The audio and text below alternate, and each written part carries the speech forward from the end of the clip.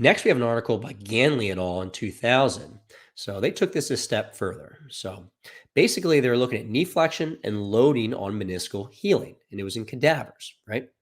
They produced a full thickness posterior medial meniscal tears in cadaveric knees, and then they ended up repairing them. They embedded metal markers into the tear following the repair. They used CT scans, and the marker positions were assessed at 30 degrees, 60 degrees, and 90 degrees of knee flexion after loading of 100 pounds to simulate partial knee weight bearing. And here's the thing: neither flexion angle, loading, nor suture had a significant impact on the tear. So if you take a cadaver and you give it a meniscus tear and then you repair it and then you stress it at all angles of knee flexion, doesn't seem to stretch apart the meniscal tear, right? So that's interesting because we thought that we were putting more stress on the knee when we bend further and further, but this study was not showing this. Next, we have a study by Lin et al. In 2013. And this was an interesting study because they were looking at performing range of motion over 90 degrees, right? So we're not just doing the 0 to 90, we're going beyond 90 degrees. Again, this was a cadaveric model, and they created 2.5 centimeter posterior medial meniscal tears and repaired it. And then they measured the displacement at high degrees of flexion, so 90 degrees, 110, and 135 when loaded. They added a load of 29 newtons applied to the hamstrings and 150 newtons to the quadriceps. And neither the meniscal tear nor the meniscal repair demonstrated significant gapping. Rather, they compressed in the transverse plane when flexed from 90 to 135 while subjected to physiologic loads. So what this means is that when you load the knee and bend it, it is actually going to support the meniscal repair. We'll talk about this a little bit more later, but this is because of hoop stresses. So when you load the knee after you've had a meniscal repair, and again, this is going to depend on the type of meniscal repair. We'll talk about this a little bit later, but it actually supports the meniscal repair as opposed to try to pull it apart, right? Very important thing to understand. Next is a study by Richards et al. In 2005. Now, the majority of these studies we talked about already are in cadavers, right? And obviously cadavers aren't the same as actual living organisms.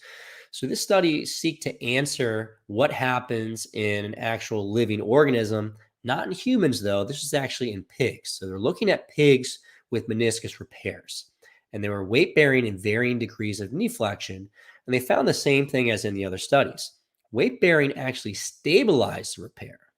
So this kind of begs the question, right? So for why, Dan, why does weight bearing help with meniscal repairs? Well, there's a concept known as hoop stress, right? So if you're watching this on YouTube, you'll be able to see this.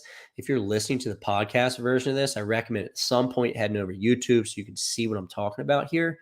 So if you have a vertical tear within the meniscus, right? And then you repair it. So you can see a vertical tear in the image here. If you put pressure through that joint after a vertical tear, and it'll actually put the surgical surfaces closer together. So it helps to support the tear, right?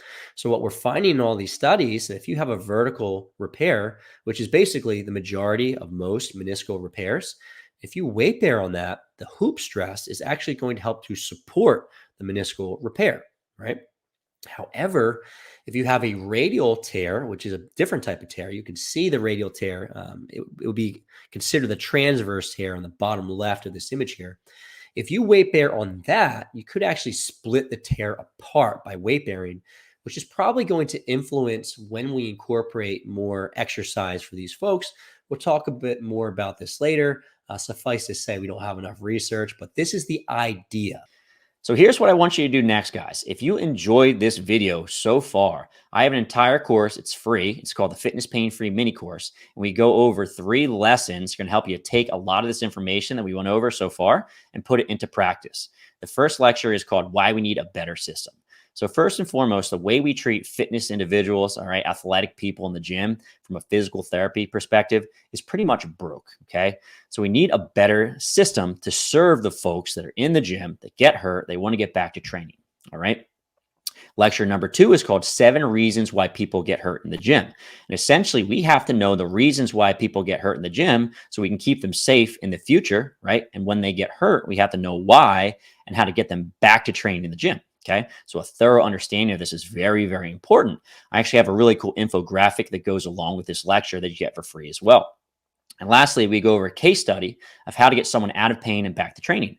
So these principles are all phenomenal, but we don't actually put it together and you don't understand how to create a program to get people back in the gym and keep them safe for the long term, then we lose, right? So I'll put a link in the show notes for this. It's a fitness pain-free mini course. Definitely check this out.